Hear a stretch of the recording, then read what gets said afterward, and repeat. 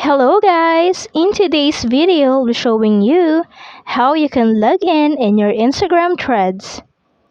But first, if you want to master your favorite tech platforms, don't forget to subscribe to this channel and hit the notification bell so you won't miss a video.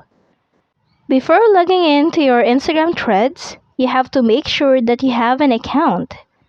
Now, after creating your account, you now want to log into your Instagram threads. Just tap on your Instagram Threads app and then you can see right here, log in with Instagram. If your Instagram Threads is connected to your Instagram account, you can log in with your Instagram.